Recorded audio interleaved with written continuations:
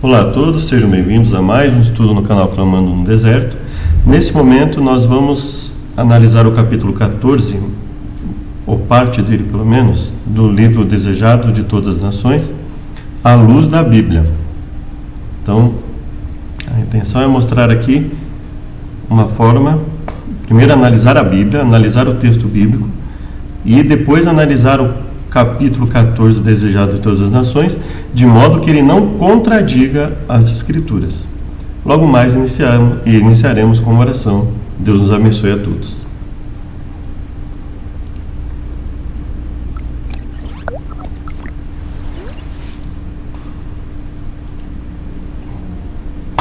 Obrigado, Deus, por mais uma chance de pregarmos a Tua mensagem. Perdoa-nos por nossas falhas e pecados.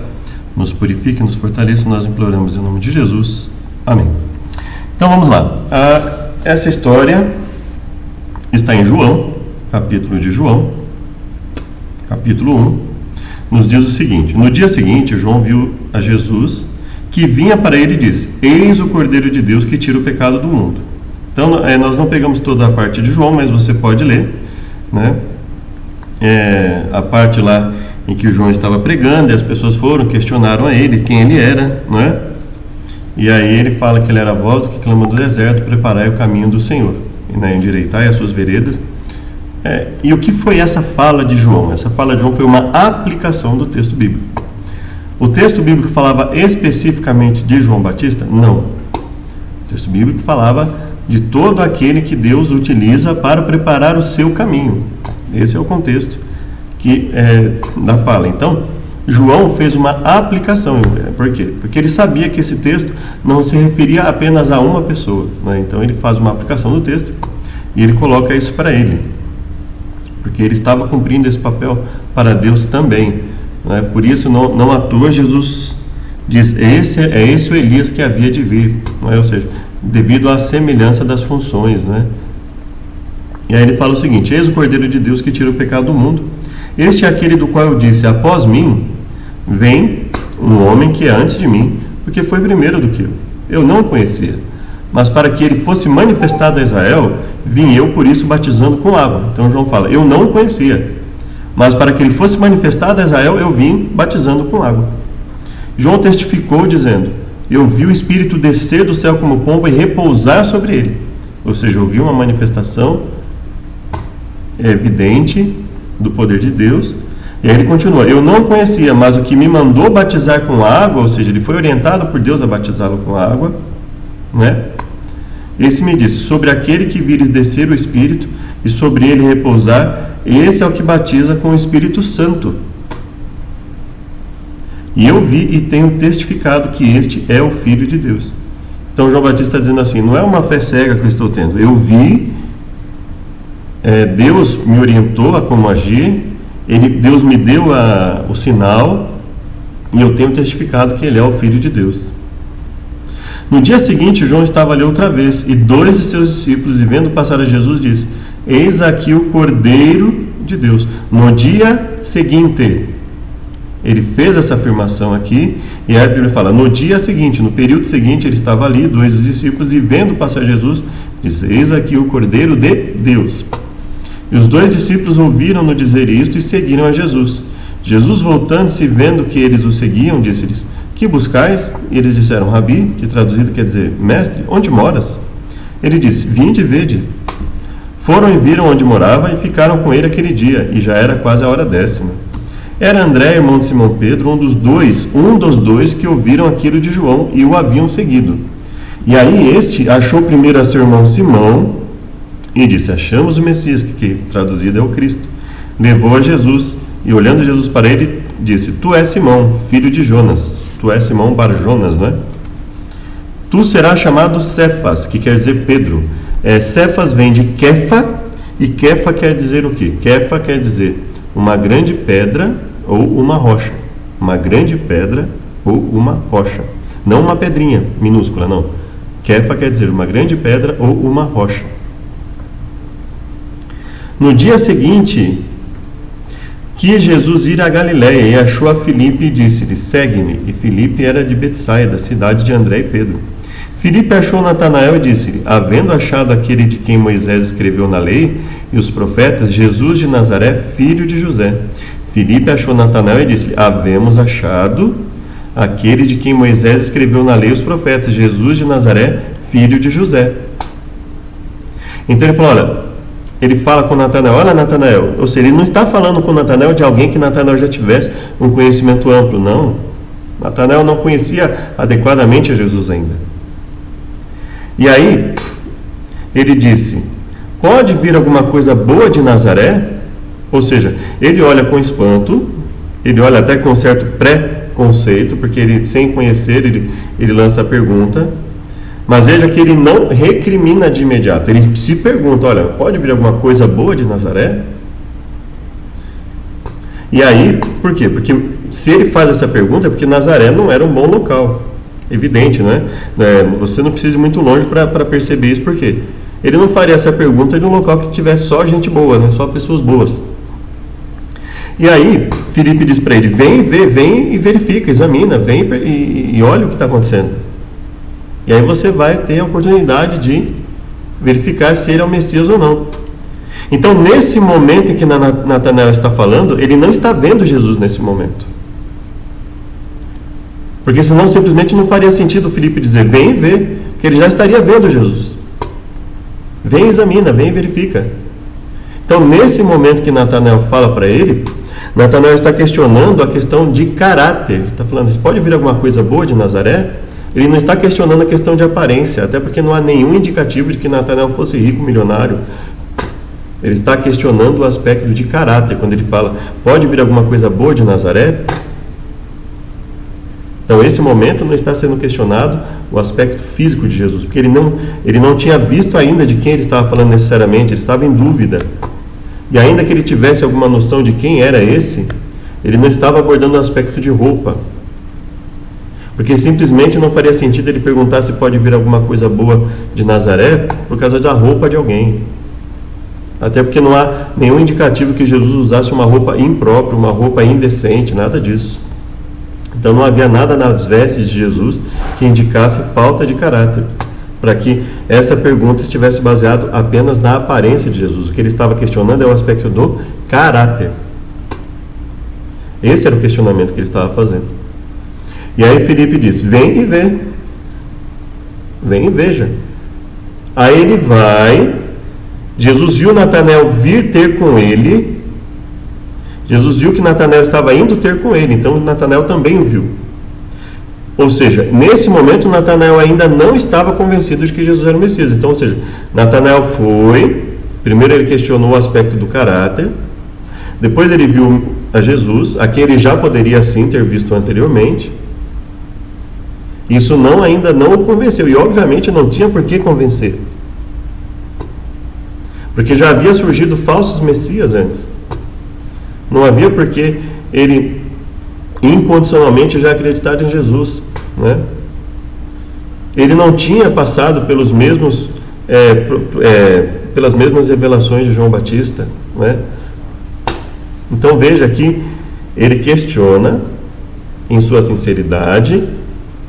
E aí quando Jesus vê ele indo até Jesus, ele não espera nem sequer Natanael se manifestar.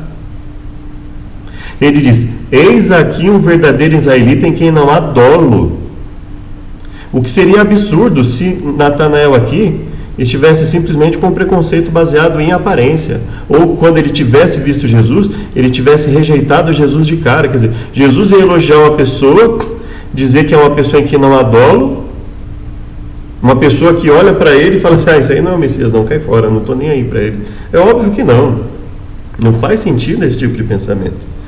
E por que eu estou falando isso? Porque quando nós lermos Ellen White, nós vamos precisar ter essa noção para não entendermos errado o que ela diz.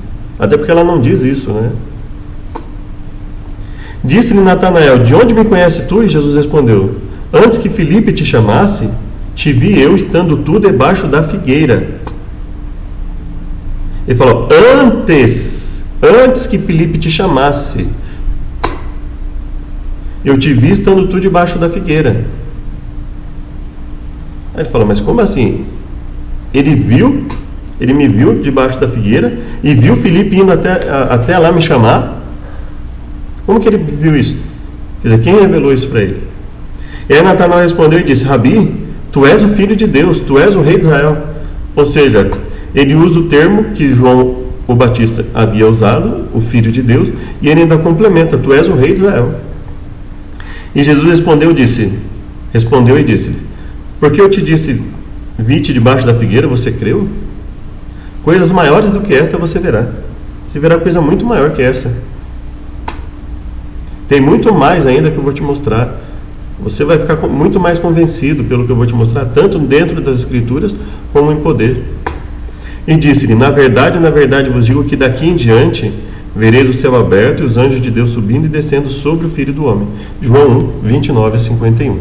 Então, esse é o ponto. Essa é a leitura do capítulo 1 de João. Agora vamos ver o que Ellen White fala. Achamos o Messias. Nós vamos pegar alguns pontos, tá? E aí, se você quiser ler, é o capítulo 14 de O Desejado de Todas as Nações, que aqui começa na página 132. A pregação de João exercera tão profunda influência sobre o povo que chamara a atenção das autoridades religiosas. João não reconhecera a autoridade do Sinédrio em buscar a sanção do mesmo para a sua obra. Ou seja, para ele, o Sinédrio validar ou não a obra dele, para ele não importava, porque ele tinha recebido do próprio Deus essa missão. E ele João reprovava príncipes e povo, fariseus e saduceus semelhantemente. João, o Batista, segundo ela, reprovava príncipes e povo, fariseus e saduceus semelhantemente. Bom, agora vamos à Bíblia para ver qual teria sido o termo para que ela tivesse essa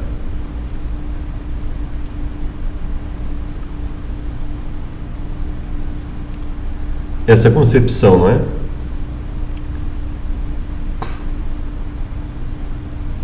Houve um homem enviado de Deus, cujo nome era João. Ele veio para testemunho, para que testificasse da luz, para que todos crescem por ele. Não era ele a luz plena, não era ele a luz por si só, mas para que testificasse da luz. Ali estava a luz verdadeira que ilumina todo homem que vem ao mundo. Estava no mundo e o mundo foi feito por ele, e o mundo não o conheceu. Mas a todos quantos receberam deu poder, né? E João testificou dele e clamou, dizendo: este era aquele de quem eu dizia, que vem após mim, é antes de mim, porque foi primeiro do que eu. E todos nós recebemos também de sua plenitude, graça por graça. Esse é o testemunho de João. Quando os judeus mandaram de Jerusalém sacerdotes e levitas para lhe perguntar: quem és tu? E confessou e não negou, confessou: eu não sou o Cristo. Então ele falou: olha, eu não sou o Messias. Não sou, é isso que vocês precisam saber, eu não sou o Messias. E aí ele fala: então você é o Elias? Ele não o Elias físico, né? Não o Elias que eles esperavam, né? Mas Jesus o comparou a Elias, falou: é este o Elias que havia de vir. Ou seja, ele teve a mesma função de restauração que Elias teve, a mesma importância. Profeta, e aí ele está falando de um profeta específico, né? És tu profeta? Respondeu: não. Quem és? Para que demos resposta àquele que nos enviaram. Ele falou, e aí ele aplica o texto de Isaías e diz: eu sou a voz do que clama no deserto, endireitai o caminho do Senhor, como diz o profeta Isaías. Ele era o único que Deus usou para endireitar o caminho do Senhor? Ele era a única voz que clamava no deserto? Evidentemente não. Isso é uma aplicação de Isaías. E os que tinham sido enviados eram dos fariseus. Perguntaram: por que batiza se não é o Cristo, nem Elias, nem o profeta? Ele respondeu: eu batizo com água, mas no meio de vós está um que vós não conheceis. E ele mesmo não conhecia. Ele mesmo falou: eu não conhecia. Eu passei a conhecer por causa da missão que Deus estabeleceu para mim. Eu não conhecia como o Messias, pelo menos, né? Este é aquele que vem após mim, que não sou digno de desatar a correia da alparca. Ele diz: eis o Cordeiro de Deus que tira o pecado do mundo, né? Eu não o conhecia. E aí nós vamos pegar um outro ponto aqui, né?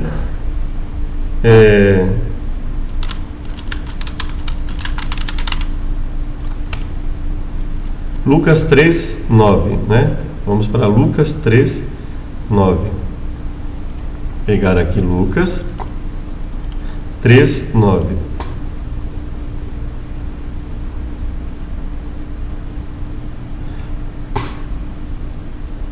Dizia, pois, João à multidão que saía para ser batizada por ele.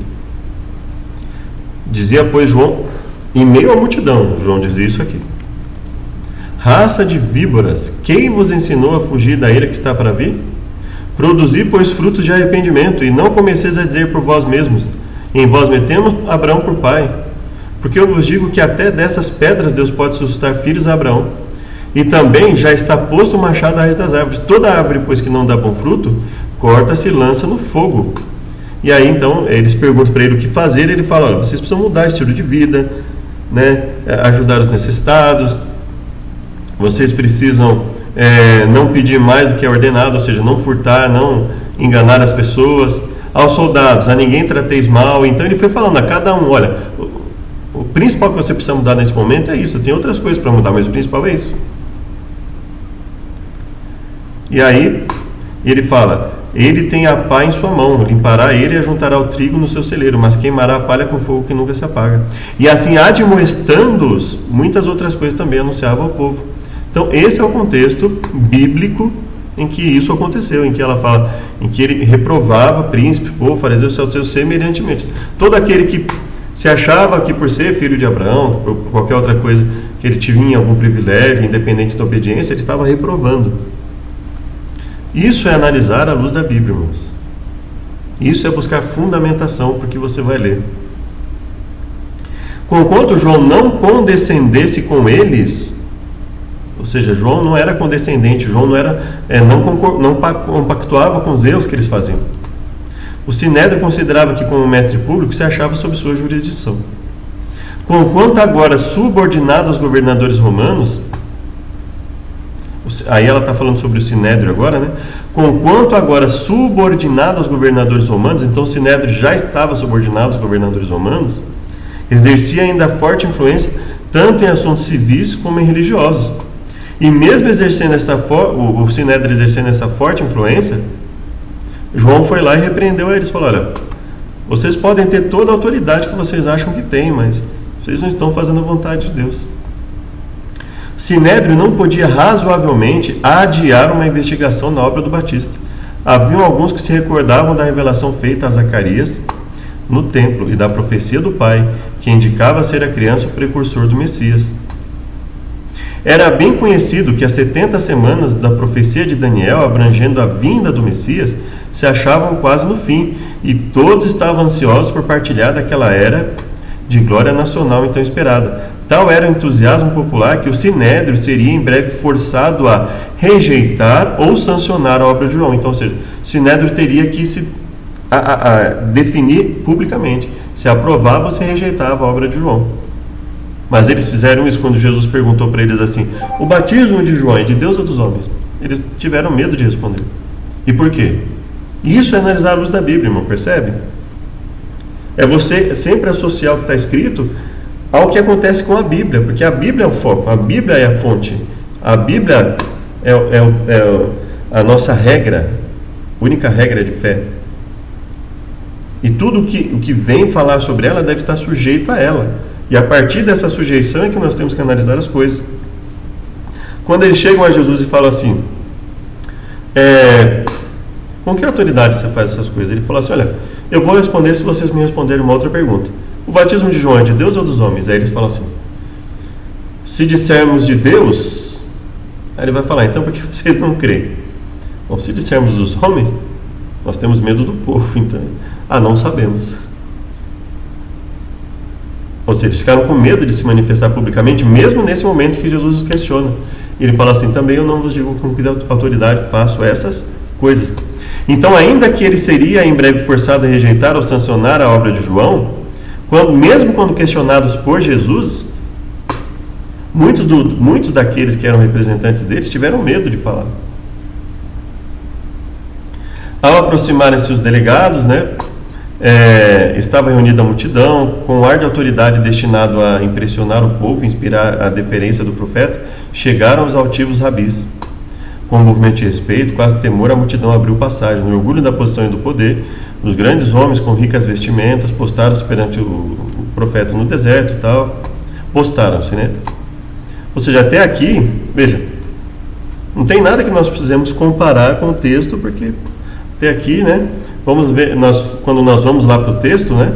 Em que eles questionam isso em relação a Jesus, nós vemos que simplesmente ela está reproduzindo o que o texto diz, né? Eles falam aqui, né? Que eles foram até ele, né? João testificou, todos nós recebemos, né? Esse é o testemunho quando os judeus mandaram de Jerusalém. Então aqui o texto está dizendo, os judeus mandaram de Jerusalém sacerdotes e levitas. Então é óbvio que o povo ia abrir caminho, porque os sacerdotes e levitas eram representação de santidade, eles tinham a função sanitária diante do povo, eles tinham a função de ensinar a interpretação da lei, ensinar o conteúdo da lei. Então veja, é óbvio que o povo iria abrir caminho para que eles falassem, porque eles eram autoridade espiritual que Deus instituiu, mas que haviam, em parte pelo menos, se corrompido. Então veja, que até aí não tem segredo algum. Ela está reproduzindo o texto, agregando alguns conteúdos históricos que ela pesquisou e etc., mais o que Deus concedeu a ela para a sabedoria para falar, mas não tem nada assim, é basicamente parafraseando o texto bíblico. E aí tem essa conversa e ele fala, quem és para que demos resposta àquele que nos enviaram? Que dizes tu de ti mesmo? E aí ele fala, eu sou a voz que clama do deserto, endireitai o caminho do Senhor, como diz o profeta Isaías. E aí Lucas também comenta, né, amplia o texto. A escritura que João se referiu é aquela bela profecia de Isaías, consolai o meu povo, diz o vosso Deus. Falai benignamente a Jerusalém, bradai-lhe que já a sua malícia é acabada, que a sua iniquidade está expiada. Vós que clama no deserto, preparai o caminho do Senhor, endireitai no ermo a vereda do nosso Deus. Todo vale será exaltado, todo monte, todo outeiro abatidos. E o que está torcido se endireitará, o que é áspero se aplanará. E a glória do Senhor se manifestará, e toda a carne juntamente verá. Antigamente, aí ela fala, né, que quando um rei iria passar, um grupo de homens era enviado à frente do carro real para aplanar os lugares acidentados, encher as depressões. Esse costume é empregado pelo profeta para ilustrar a obra do Evangelho. No caso, ele está se referindo ao profeta Isaías, que foi repetido por João, né? Quando o Espírito de Deus, com seu maravilhoso poder vivificante, toca a alma, bate o orgulho humano, prazeres, posições e poder mundanos aparecem como sem valor. Os conselhos e toda altivez que se levanta contra o conhecimento de Deus são derribados. Os rabis continuaram suas interrogações. Por que batizas, pois, se tu não és o Cristo, Elias, o profeta? Que é o que nós já lemos, né? Ela está reproduzindo o texto. João, as palavras o profeta referiam-se a Moisés. Os judeus inclinavam-se a crer que Moisés ressuscitaria e seria levado para o céu. Não sabiam que fora ressuscitado. Acreditava-se também que antes da vinda do Messias, Elias apareceria pessoalmente. Então, sobre o que ela está falando aqui? Sobre uma questão muito evidente que foi perguntada para Jesus a respeito de Elias. E aí Jesus fala assim, se quereis dar crédito, é este o Elias que havia de vir. Mateus 11:14. Aí quando você vai lá para Mateus 11:14, o que você vê?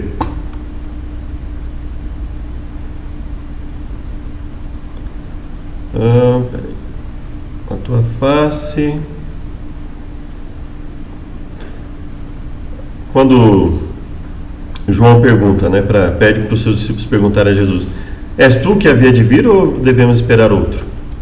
E aí Jesus respondeu e disse, ide e anunciai a João coisas que vedes. Então primeiro ele permitiu que eles vissem o que ele fazia, para depois ele falar isso para ele, olha, vê tudo isso, os cegos vêm, coxos andam, leprosos são limpos, surdos ouvem, os mortos ressuscitados, e aos pobres é anunciado o evangelho, e ele complementa, aqui ele finaliza, bem-aventurado aquele que não se escandalizar em mim. Então ele fala, olha, tudo que você precisa para acreditar já está demonstrado. Agora vai depender de você continuar a crer. Partindo eles, começou Jesus a dizer às turbas a respeito de João, que fosse ver no deserto uma cana agitada pelo vento, um homem ricamente vestido, um profeta, e aí ele fala, sim, vos digo eu, e muito mais do que profeta. Então ele está falando, João era profeta, sim, e muito mais que profeta. Porque é esse de quem está escrito, eis que diante da tua face envio o meu anjo, que preparará diante de ti o teu caminho. Em verdade vos digo que dentre os nascidos de mulher não apareceu alguém maior que João Batista, Desde o dia de João Batista até agora se faz violência. Todos os profetas da lei duraram até João. E se quereis dar crédito, é este o Elias que havia de vir. Quem tem ouvidos, ouça, para ouvir, ouça. Então é esse o comentário que ele está falando e que tem um paralelo também em outras partes bíblicas, né, em outro evangelho que nós não vamos ler agora, né? Houvessem recebido os judeus, e ele teria sido realizado em favor deles, mas não lhe receberam a mensagem. Para eles, João não foi Elias, não podia realizar seu benefício a missão que viera cumprir. Muitos dos que se achavam reunidos no Jordão haviam estado presentes quando do batismo de Jesus. Muitos que estavam no Jordão estavam presentes do batismo de Jesus. O sinal dado, porém, não fora manifesto senão a poucos dentre eles. Durante os precedentes meses do ministério do Batista, muitos se tinham recusado a atender ao chamado ao arrependimento. Ou seja, quando João estava pregando, eles já haviam rejeitado o arrependimento. Isso o próprio João fala sobre aqueles a quem ele se refere como raça de víboras. E aqui ele fala, já está posto o machado à raiz das árvores. Todo aquele que não produz bom fruto era cortado e lançado no fogo. Haviam endurecido o coração e entenebrecido o entendimento. Quando o céu deu testemunho de Jesus, no seu batismo, não o perceberam. Percebe que não faz sentido uma pessoa pegar o livro Desejar a Todas as Nações, ler esse capítulo e não analisar cautelosamente o livro de João, que foi e não só João, Lucas, Mateus, que são as partes que falam de João, que foram a fonte de tudo isso. E aí sim, aí você sujeitando o texto ao que está na Bíblia, aí você faz uma análise, uma verificação e uma explanação do texto. Quando, por ocasião do batismo de Jesus, João designara como Cordeiro de Deus, nova luz foi projetada sobre a obra do Messias. Nova luz foi projetada. O espírito do profeta foi dirigido às palavras de Isaías, como um cordeiro foi levado ao matadouro. Durante a semana seguinte, João estudou. Então veja, João não simplesmente ficou deslumbrado com Jesus e não, ele é o Messias e pronto, acabou e ficou aquele oba-oba. Não. E é óbvio que João estudou. Como é que ele sabia tudo isso que está na Bíblia sem ele ter estudado? Né? É óbvio que João estudou, percebe? Então veja, se você olha com atenção a Bíblia, você vai perceber isso. E o que ela está fazendo aqui é porque muitas pessoas olham com tanto descaso, com tanta rapidez a Bíblia, que não se atentam aos detalhes. E Deus precisou pegar e colocar isso para que Ellen White colocasse para nós olharmos ao texto com mais atenção e verificássemos isso. Então ela está falando, João estudou, ele não só ficou falando, Jesus é o Messias, não, ele estudou antes para entender quem era ele, para apontar ele como Cordeiro de Deus. Ele havia estudado para saber isso. E com novo interesse as profecias e os ensinos quanto ao serviço sacrificial. Não distinguia claramente os dois aspectos da obra de Cristo. Ele ainda não entendia por completo o que deveria haver, que ele seria uma vítima sofredora e rei, que haveria um duplo processo. E até hoje existe essa discussão entre os judeus, não é? Existem aqueles que entendem que há dois Messias, um sofredor e um rei.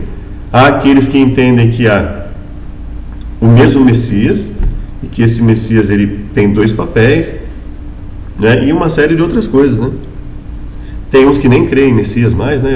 Há muito tempo já não creem que haverá um Messias. Mas quem era esse maior que João Batista? Não havia em seu trajar coisa alguma que indicasse posição. Era na aparência personagem simples, vestido como eles, nos humildes trajes dos pobres. Em seu batismo tinham-lhe visto o semblante transfigurado à luz do céu, porque Deus se manifestou ali, né? Falou, olha, este é o meu filho amado, a ele em quem me comprazo, a ele ouvi. Agora, pálido, esgotado, emagrecido, ninguém o reconhecera senão o profeta João. Então veja, aqui nós estamos falando de dois aspectos distintos com que Jesus apareceu. E ela fala, ninguém o reconhecera senão o profeta João. Para a multidão, no entanto, parecia impossível para a multidão.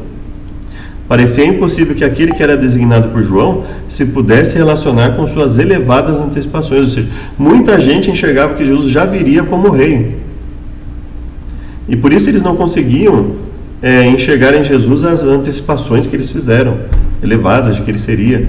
Assim, muitos ficaram decepcionados e grandemente perplexos. O que significaria o nome que João lhe dera, o Cordeiro de Deus? O próprio João não as explicara. Jesus sabia que os discípulos o estavam seguindo. Eram as primícias do seu ministério.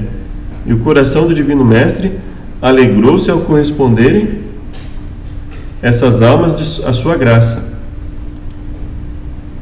Houvessem João e André possuído incrédulo espírito, olha só, houvessem, eles não desenvolveram isso, possuído o incrédulo espírito dos sacerdotes e principais, e não se teriam encontrado como discípulos aos pés de Jesus. As palavras de Jesus foram para eles cheias de novidade, verdade e beleza. Divina luz foi projetada sobre o ensino das Escrituras do Antigo Testamento. Então Jesus simplesmente não olhou para eles e falou assim: olha, eu sou o Messias, vocês vão aceitar e pronto, acabou. Não. Divina luz foi projetada sobre o ensino das Escrituras do Antigo Testamento. E nós temos indicações disso na Bíblia, sim. Quando Jesus foi conversar com determinadas pessoas, ele falava das Escrituras. O tempo inteiro ele falava das Escrituras. Quando ele ressuscitou, ele foi e explicou para as pessoas dentro das Escrituras, começando por Moisés, lhes explanou o que haveria de acontecer, etc. Então, ou seja, isso aqui vem no vácuo? Não. Isso aqui vem de um contexto bíblico em que nós vemos que esse era o costume de Jesus. Aí sim nós estamos analisando à luz da Bíblia, sujeitando ao que está na Bíblia, comparando com o que está na Bíblia, para ver se realmente é assim e confirmando que é assim. André buscou comunicar o júbilo que enchia o coração. Indo à procura de Simão, exclamou: achamos o Messias. Simão não esperou o segundo convite. Também ele ouvia a pregação de João Batista e apressou-se em ir ter com o Salvador. E aí é aquilo que nós vemos no texto, em que Jesus o chama de Cefas ou Kefa. Cefas tem a ver com Kefa, o termo Kefa, né? E aí Filipe chamou a Natanael.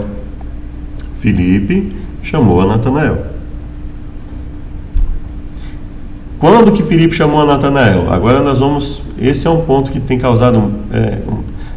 já não é a primeira vez que eu ouço isso, então... que causa uma certa confusão, porque as pessoas não leem à luz do que está escrito na Bíblia. O que acontece aqui?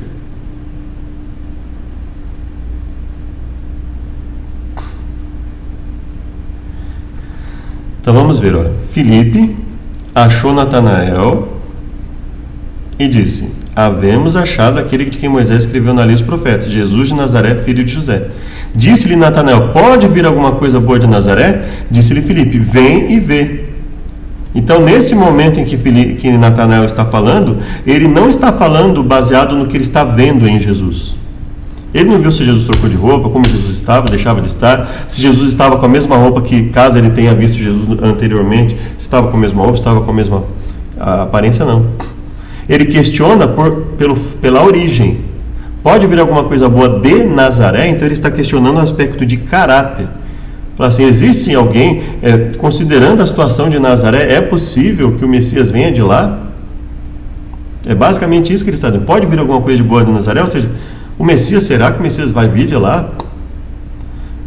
Ele demonstra, ele aponta um preconceito? Sim. Por considerar que de Nazaré não poderia vir nada de bom. Agora, ele tinha um preconceito? Não. Ele aponta um conceito exagerado, porque não é necessariamente um pré-conceito, né? Imaginar que as pessoas de Nazaré seria difícil achar alguém bom de lá. O que caracteriza como preconceito é a generalização, não é o questionamento do caráter, porque ele tinha toda a razão em questionar. Nazaré, nós temos que analisar isso mesmo. Agora, o grande problema é ele ter generalizado, achado que pelo fato de Nazaré ter pessoas ruins, que não podia ter ninguém que pudesse ser uma pessoa boa lá. E aí, ele estava vendo Jesus no momento que ele fala isso? Não. Tanto não estava vendo que Filipe fala para ele: vem e vê, vem e examina, né? Vamos para aqui para a Bíblia paralela, né? Nova Versão Internacional.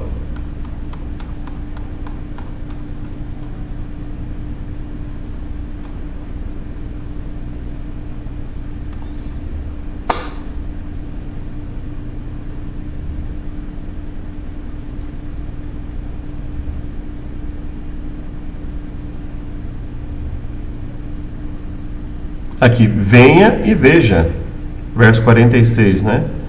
Pode vir alguma coisa boa de lá? Diz Filipe, venha e veja. Aí vamos contextualizar agora o que está acontecendo aqui. Filipe chamou Natanael, ok. Esse se encontrava entre a multidão quando o Batista designara Jesus como Cordeiro de Deus. Ou seja, ele estava entre a multidão, então ele viu Jesus não sozinho, ele viu Jesus lá no meio da multidão, quando João Batista designou Jesus como Cordeiro de Deus. Mas ora, o próprio João Batista temeu quando ele estava preso, o próprio João Batista desconfiou. O próprio João Batista ficou preocupado, olha, realmente, será que agora que eu estou preso aqui, será que foi Deus realmente que me mostrou? Será que você é o Messias mesmo ou você é mais um que vai preparar o caminho dele e devemos esperar outro? E aí Jesus explica isso para ele.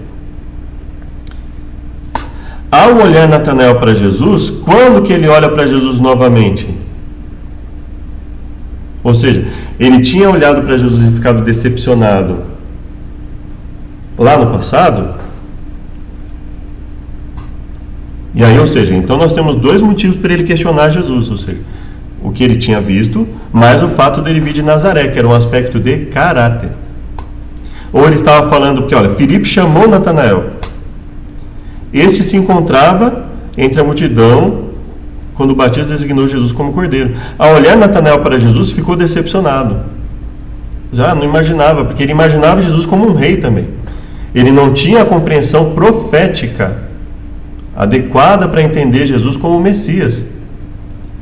Veja que aqui a questão não tem nada a ver com porque ele não gostava de gente pobre. Ele não era nenhum milionário. Ele ficou decepcionado, mas ele rejeitou a Jesus. Vamos lá, poderia esse homem que apresentava os vestígios da labuta e da pobreza ser o Messias? Poderia ser ele o Messias? E aí? Quando ele pergunta, pode sair alguma coisa boa de Nazaré? Ele não está questionando a Jesus por si mesmo.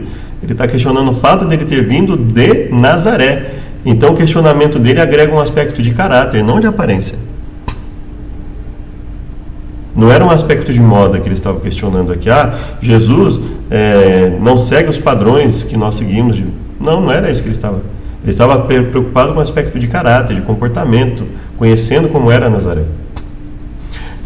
Agora veja bem, eu já vi, acho que já foram 3 ou 4 pessoas que eu já vi falando isso, porque não analisam o texto à luz da Bíblia.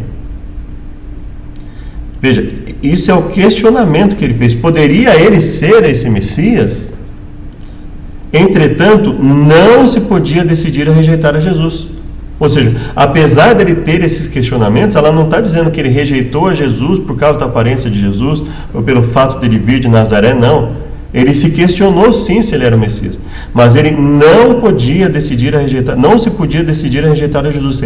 Ele decidiu não rejeitar a Jesus, mesmo tendo esses questionamentos na mente dele, pois a mensagem do Batista lhe infundira convicção. Ora, se ele estava na multidão quando ele ouviu o Batista ser designado como Cordeiro de Deus, se a mensagem de João Batista deu convicção para ele de que ele era o Messias, mesmo ele tendo ficado decepcionado com o que ele viu, e mesmo ele tendo se questionado, a pregação do João Batista já tinha sido suficiente, segundo o relato dela. A pregação de João Batista já tinha sido suficiente para ele se decidir não rejeitar a Jesus. Então ele viu a Jesus, e aí quando Filipe vai e chama Natanael e fala para ele, olha, achamos o Messias, Jesus de Nazaré. O questionamento dele não tem a ver com roupa, o questionamento dele não tem a ver com aparência mais, porque apesar dessa decepção, ele se decidiu não rejeitar a Jesus, por causa da pregação de João Batista. O questionamento dele é, será que ele é o Messias mesmo, tendo em vista que ele vem de Nazaré? E quando Jesus o vê? Jesus o vai, o recrimina, porque ele questionou isso, porque ele quis procurar por ele mesmo saber se era o Messias mesmo, se ele simplesmente não confiou cegamente na palavra de Natanael, por mais que ele estivesse convicto de que ele fosse o Messias. Vamos ver. Ao tempo em que Filipe o chamou, Natanael se havia retirado para um bosque sossegado, a fim de meditar sobre o anúncio de João e as profecias concernentes ao Messias. Então, ou seja, ele não simplesmente criou um preconceito e rejeitou. Pelo contrário, ele, longe de rejeitar, ele quis buscar a Deus para que Deus auxiliasse a entender se ele era realmente o Messias ou não. Porque ele não queria ser enganado, porque já tinham havido messias, falsos messias já, e não foram poucos antes de Jesus que se apresentaram como falsos messias. Então era totalmente coerente que ele, mesmo diante de todos esses aparentes movimentos, ele sabia que houve falsos messias, houve vários seguidores de falsos messias. Orou para que, se aquele que João anunciara fosse o libertador, isso lhe fosse dado a conhecer. E o Espírito Santo repousou sobre ele, com a certeza de que Deus visitara seu povo, levantando-lhes um poder salvador. Então, longe dela falar que Natanael olhou para Jesus e, por causa da aparência dele, rejeitou ele, ela está dizendo, não, apesar dele ter ficado decepcionado com a aparência de Jesus, porque ele imaginava que Jesus seria o rei, já viria como rei, ele confiou na pregação de João Batista, e mesmo quando isso foi abalado, porque mesmo diante dessa convicção, ele ficou de certa forma abalado quando foi falado que Jesus era de Nazaré. É isso que o texto está dizendo para nós. Olha só, isso é analisar o texto segundo o seu contexto, né? Achamos aquele sobre quem Moisés escreveu na lei, e a respeito de quem os profetas também escreveram, Jesus de Nazaré, filho de José. Ou seja, Filipe encontrou Natanael e disse isso para ele. Nós achamos. E aí ele pergunta, pode vir alguma coisa boa de lá? Nazaré, pode vir alguma coisa boa de lá? Pode vir alguma coisa boa de Nazaré? E ele fala, venha e veja. Veja por si mesmo. Longe de recriminar Natanael pelo que ele estava questionando, ele fala, não, venha e veja, porque eu vi e acreditei. Então eu quero que você veja também. Essa é a dinâmica da conversa. É ler o que Ellen White diz e analisar o que está na Bíblia. Para analisar essa dinâmica exatamente do que aconteceu. E olha só, o que Jesus, logo ao ver Natanael se aproximando, e obviamente se ele está se aproximando de Jesus, ele está vendo a Jesus. E aí Jesus diz para ele assim, aí está um verdadeiro israelita em quem não há falsidade. E aqui, ou Jesus foi extremamente falso, em elogiar publicamente, ele que falava com tanta sinceridade, com tanta... que repreendia as pessoas no erro que elas estavam cometendo, vê uma pessoa que o rejeita por causa da aparência dele, sendo que ele não rejeitou, não tem indício bíblico algum de que ele tenha rejeitado. Pelo contrário, Jesus elogia a atitude dele, de querer buscar por si mesmo, e lutar contra os seus preconceitos, e lutar contra os seus desapontamentos, e ir até Jesus, lutar contra as suas expectativas humanas de que Jesus tivesse que vir de um outro lugar que não fosse Nazaré, que Natanael luta contra tudo isso e vai ver a Jesus. E aí Jesus o elogia, fala, um homem que não há falsidade, em que é extremamente honesto, sincero naquilo que está buscando. É isso que Jesus o elogia pelo que ele fez. Jesus não recrimina. Então veja, é extremamente errado, é extremamente anacrônico, prejudicial uma pessoa usar a atitude de Natanael para dizer, por exemplo, que nós não devemos repreender uma pessoa, analisar uma pessoa pelo caráter que ela tem, ou não desconfiar de algo. E aí ele diz, a mensagem, Filipe sabia que seu amigo estava examinando as profecias, enquanto Natanael orava sob uma figueira, descobriu-lhe o retiro. Muitas vezes haviam orado juntos, ocultos pela folhagem. A mensagem, havemos achado, pareceu a Natanael uma resposta direta à sua oração. Veja, cada vez vai ficando mais sem sentido a ideia de que Natanael tenha rejeitado Jesus por causa da aparência, porque não tem base bíblica nem no Espírito de Profecia para isso. Mas Filipe tinha ainda fé vacilante. Ele estava desenvolvendo sim a fé, mas ainda era vacilante. E ele acrescentou duvidoso, Jesus de Nazaré, filho de José. Veja, o próprio Filipe ainda estava duvidoso. O próprio Filipe, que anunciou isso para ele, segundo ela, ainda estava duvidoso. Novamente surgiu o preconceito no coração de Natanael e exclamou: pode vir alguma coisa boa de Nazaré? Filipe não entrou em discussão, disse: vem e vê. Jesus viu Nazaré vir ter com ele e disse: eis aqui um verdadeiro israelita em quem não há dolo, em quem não há falsidade, em quem não há mentira. Uma pessoa que busca por si mesmo e tem coragem de expressar: olha, eu quero acreditar, mas eu preciso de elementos para acreditar. Surpreendido, Natanael exclamou, como nós lemos, e aí Jesus fala para ele, e a Bíblia fala: foi o suficiente. O divino Espírito que dera testemunha a Natanael, o mesmo Espírito que deu testemunha a Natanael em sua solitária oração sobre a figueira, falou agora nas palavras de Jesus. Conquanto em dúvida e de algum modo cedendo ao preconceito, ou seja, conquanto em dúvida e de algum modo cedendo ao preconceito, Natanael fora ter com Cristo, ou seja, ele enfrenta tudo isso, ele enfrenta a sua dúvida com relação a ser ele o Messias ou não, visto que houve vários falsos Messias, ainda de algum modo cedendo ao preconceito, ou seja, ele ainda lutando contra a ideia de que não poderia vir de Nazaré, assim, poxa vida, de Nazaré, será que vai vir alguma coisa boa de lá? Natanael fora ter com Cristo, possuído do sincero anelo de conhecer a verdade, e agora seu desejo foi satisfeito. Então, longe de ter rejeitado a Jesus por algum preconceito, por alguma dúvida, não. Ele foi sincero, possuído de sincero anelo. E ela está falando isso na cabeça dela? Não, ela está falando isso porque o próprio Jesus deixou isso evidente, que o quanto ele estava sendo sincero e o quanto Jesus estava feliz, porque ele estava lutando, apesar de todo o conflito que ele estava tendo, ele estava lutando contra os seus conflitos, contra as suas dúvidas, e sinceramente foi até Jesus, mas Jesus sabia que ele estava ainda precisando de elementos para acreditar nele. E por isso Jesus, quando ele chega, ele elogia primeiro. Veja, que primeiro ele não fala, ele poderia simplesmente ter falado isso aqui: olha, eu vi você lá na figueira antes de Filipe te chamar. Ponto. Mas Jesus fez algo antes. Ele elogia publicamente. E Jesus não era falso, Jesus não era político, Jesus não era uma pessoa que... não, ele era extremamente honesto e sincero naquilo que ele falava. Ou seja, esse elogio foi extremamente honesto, verdadeiro em relação a Natanael.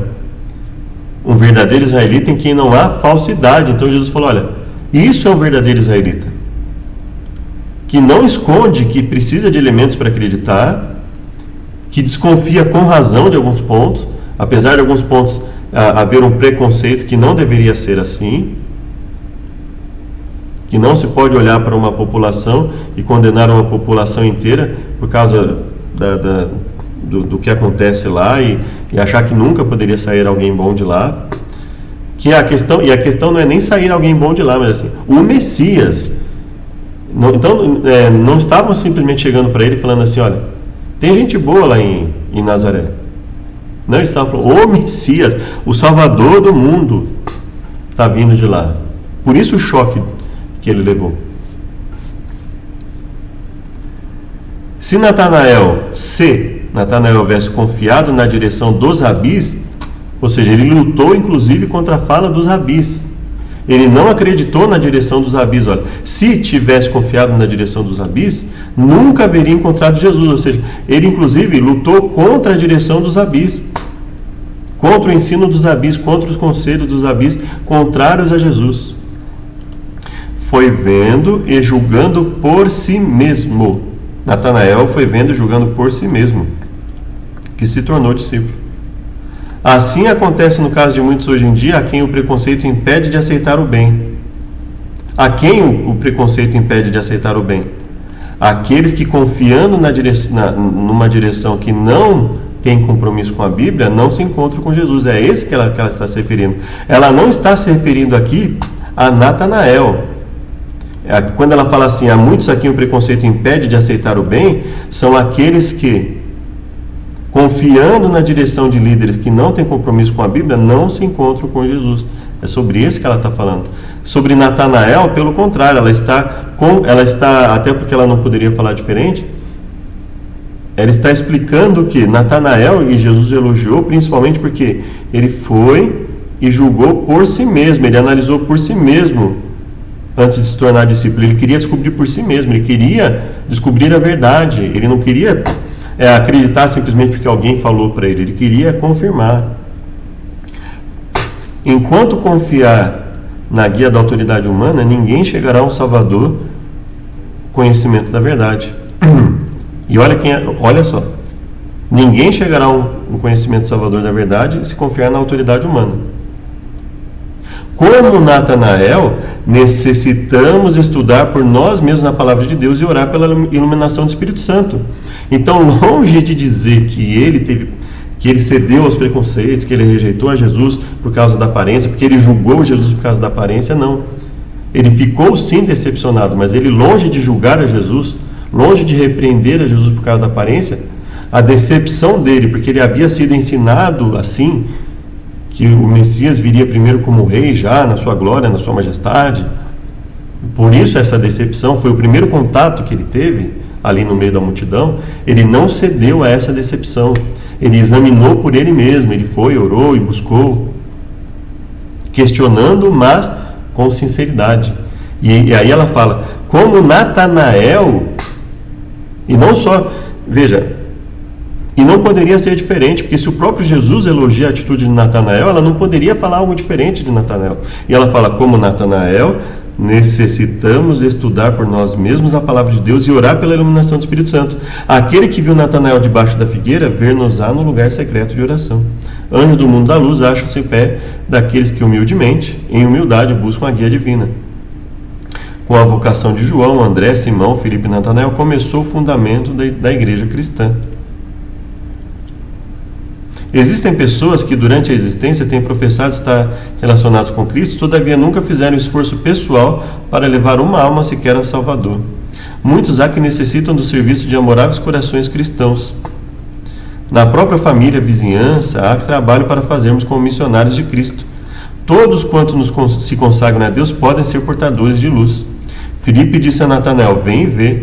Não lhe pediu que aceitasse outro testemunho, mas que fosse a Cristo por si mesmo. Os homens podem combater ou desafiar a nossa lógica, resistir aos nossos apelos, mas a vida de amor desinteressado é um argumento que não pode ser contradito. A vida coerente, o que é uma vida coerente? Obviamente não é a vida que eu professo ser um cristão, faço tudo de errado e quero que as pessoas aceitem o erro. Não é. Também não é uma vida que eu digo ser cristão e não baseio meus ensinos no estudo aprofundado das Escrituras. Também não é isso. Caracterizado pela mansidão de Cristo, é uma força no mundo. O ensino de Cristo era o resultado de firme convicção e experiência. Firme convicção e experiência, e os que dele aprendem se tornam mestres de uma ordem divina. A palavra de Deus falada por uma pessoa santificada por ela, a palavra de Deus falada por uma pessoa santificada por ela, tem poder comunicador de vida. A primeira expressão de fé da parte de Natanael soou como música aos ouvidos de Jesus. A primeira expressão de fé da parte de Natanael soou como música aos ouvidos de Jesus.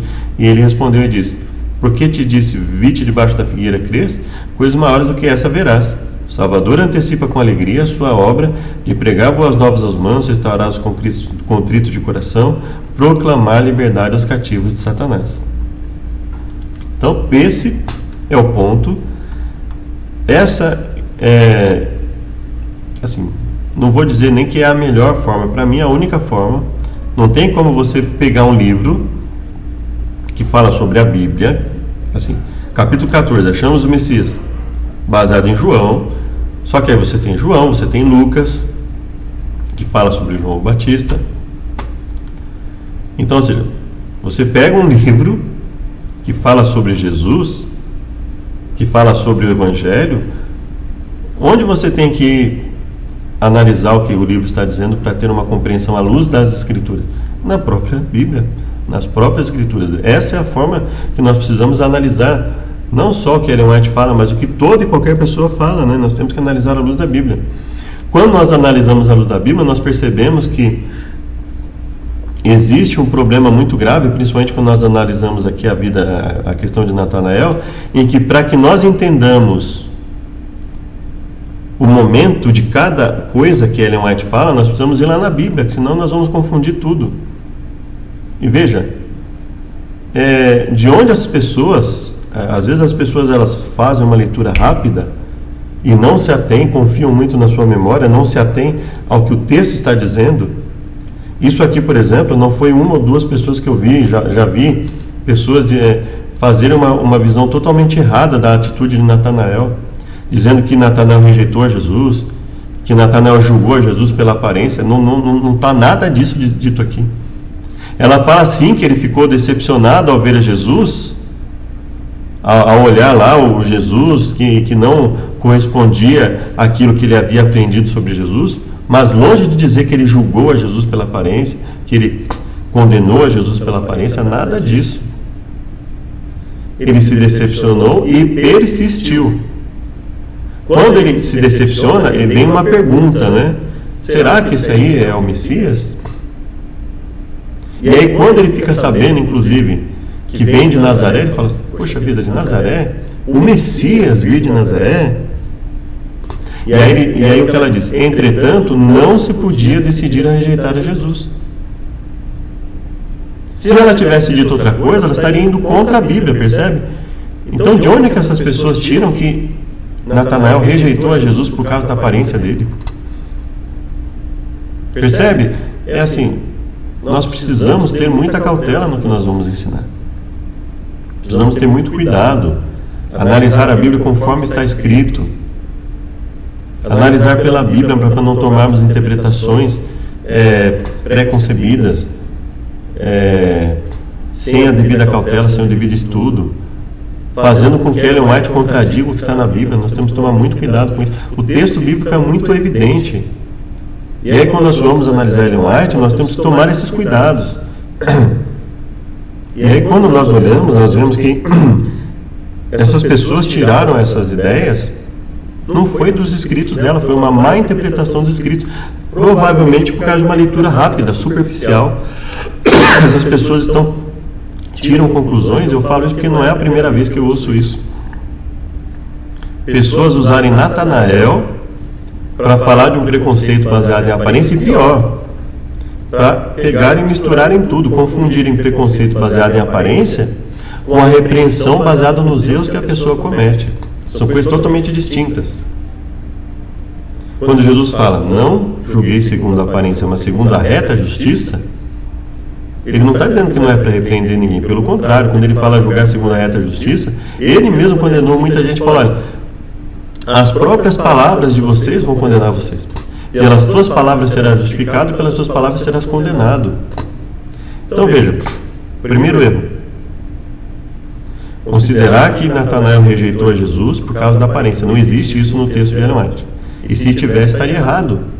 Porque não é isso que o texto diz. Em nenhum momento fala de rejeição de Natanael, pelo contrário.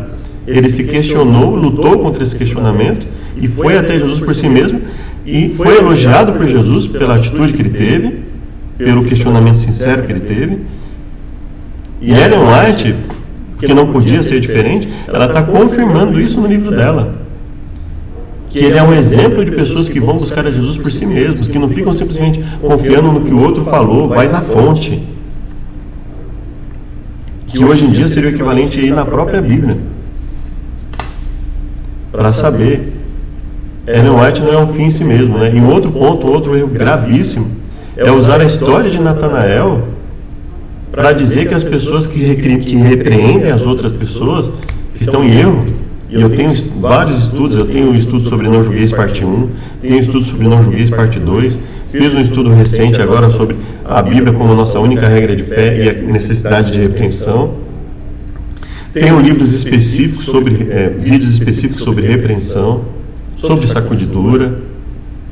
O grande problema que nós temos na nossa igreja atualmente, irmãos, é porque nós temos muita gente que quer ser igual o povo na próxima lição você vai ver isso. Muita gente que quer ser igual o povo lá da época de Davi. Sabia que Davi estava errado, que aquilo que estava fazendo não era a vontade de Deus, mas ficaram com medo, ficaram omissos diante do erro. Ou então acham que vou ver o erro, então é bonitinho se comportar como Arão. Arão viu as pessoas, né, e achava que estava tudo bem. Moisés, você está sendo muito exagerado, né? Está sendo exagerado, Moisés, não precisa tudo isso, né? Poxa vida. vamos dar um desconto para o povo, e o povo achava que Moisés estava sendo rude ali, e que Arão estava sendo bonzinho, sendo que Arão trouxe todo o problema ali para o povo, né? Que Deus possa nos abençoar, que isso possa nos auxiliar na compreensão do estudo das Escrituras. Perceba que não há como ler Ellen White sem analisar a Bíblia. Fatalmente vai haver interpretações errôneas, porque se até lendo a Bíblia fora de contexto nós vamos ter interpretações erradas, imagine ler o que Ellen White fala da Bíblia sem analisar a própria Bíblia, para dentro do texto bíblico você começar a visualizar o que ela está falando e não interpretar de forma errada o que ela está falando. Então, você está vendo aqui que não é uma tarefa rápida. Não adianta você pegar e montar uma mensagem com 15, meia hora, ler o texto de qualquer jeito, né? É preciso usar o texto na hora de expressar, porque tem muita coisa que pode ser mal interpretada. A nossa memória muitas vezes ela pode falhar, então nós temos que ter essa cautela de analisar o texto, reanalisar, revisar, ler o texto, enfatizarmos a parte que nós estamos usando para defender um determinado ponto, e não simplesmente, nós não podemos simplesmente chegar para as pessoas e falar, olha, falou isso, falou aquilo outro. Tá, mas e a Bíblia? Você percebe que, infelizmente, irmãos, para a maioria dos adventistas,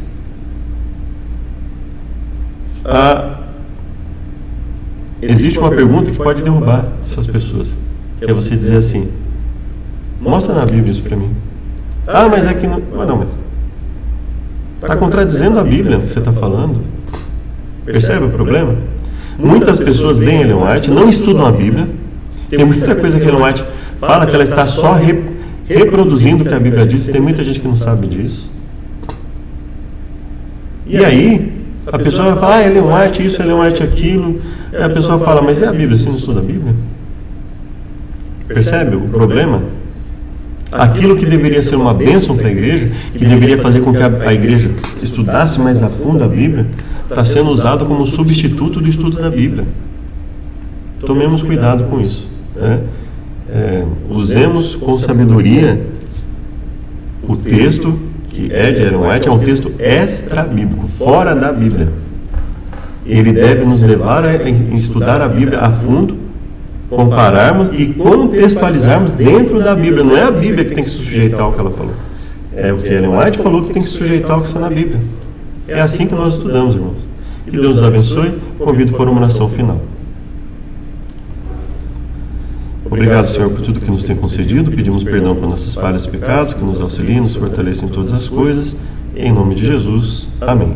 Muito obrigado a todos e até o próximo vídeo.